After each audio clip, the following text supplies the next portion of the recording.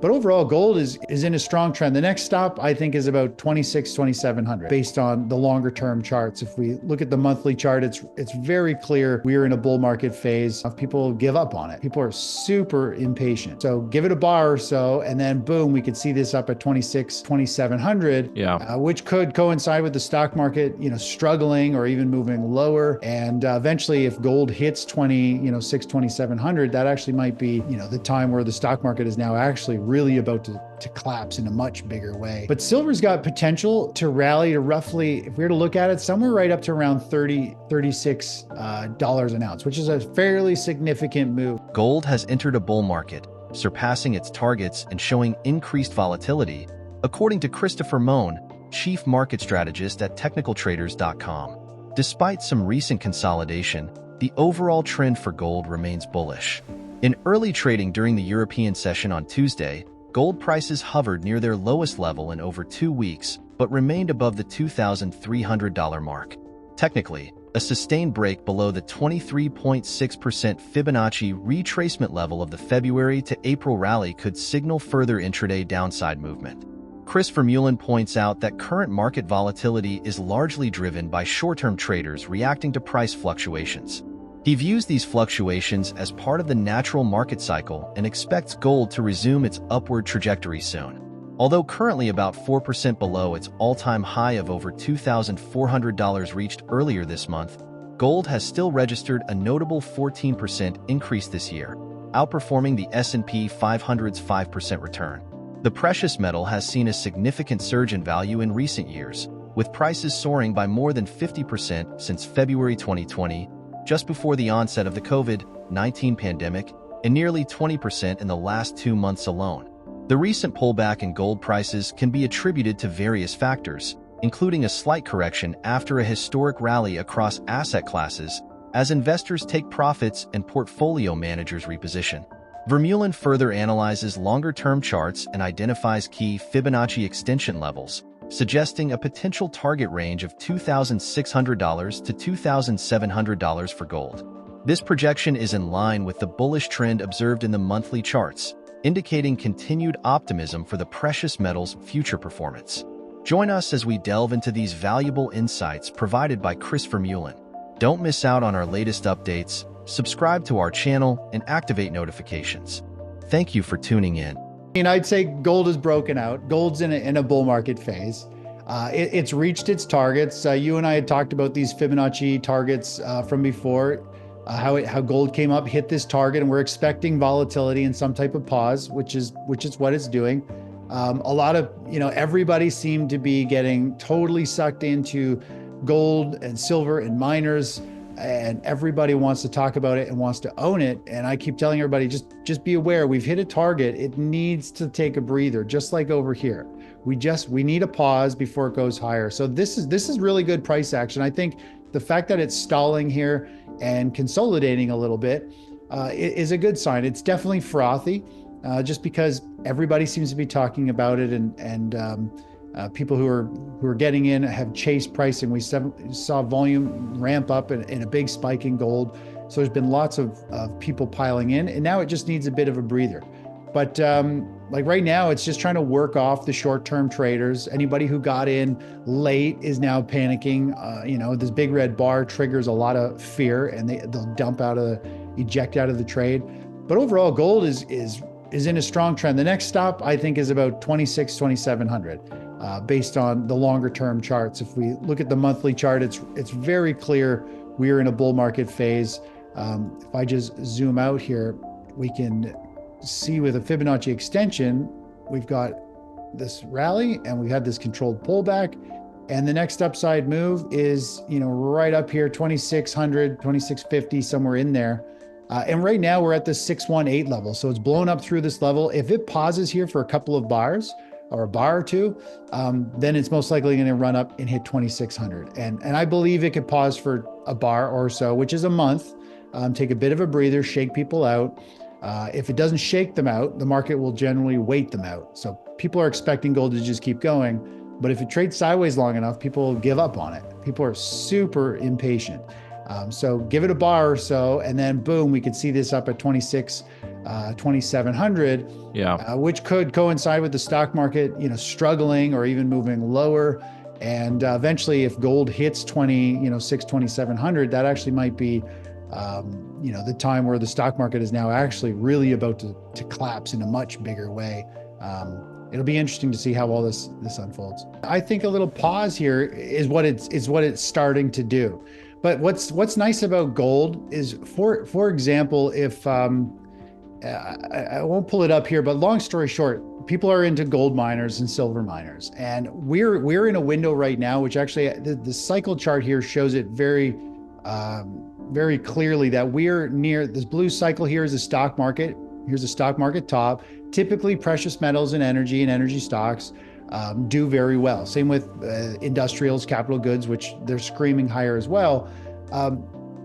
What's interesting is this is just the type of market condition that even if we get panic selling in the stock market, this pocket of stocks can buck the trend.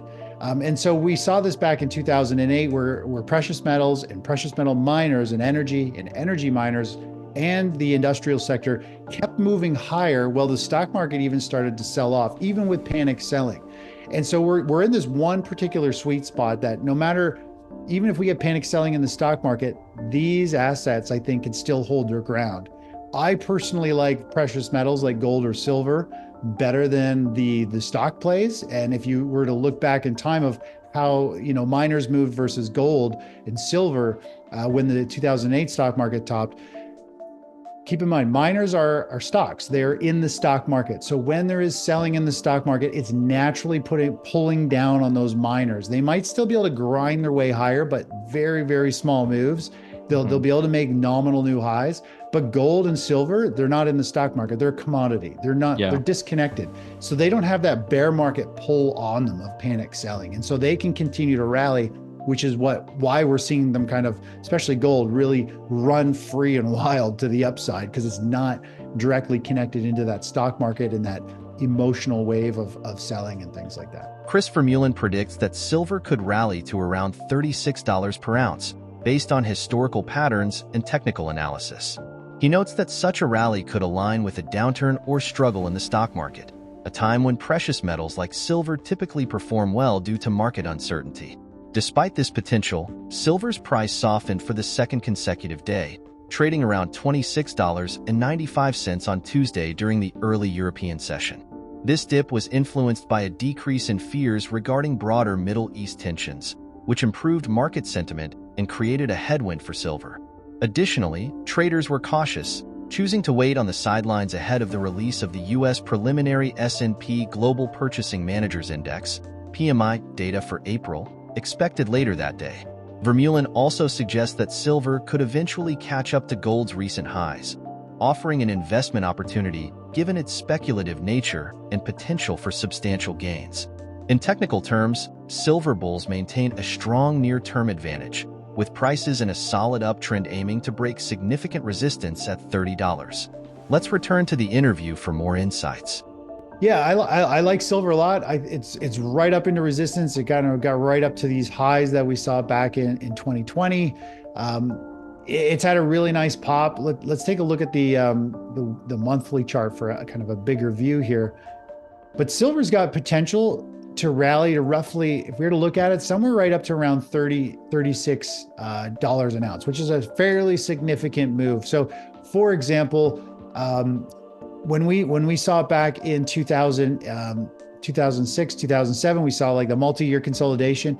Gold, silver miners rallied up into the stock market top. In fact, some of the biggest months here was when the stock market was starting to fall and metals kept going higher. Gold and silver did very well. We've just had a consolidation. We're starting to see silver run up. I think it could run up to 36.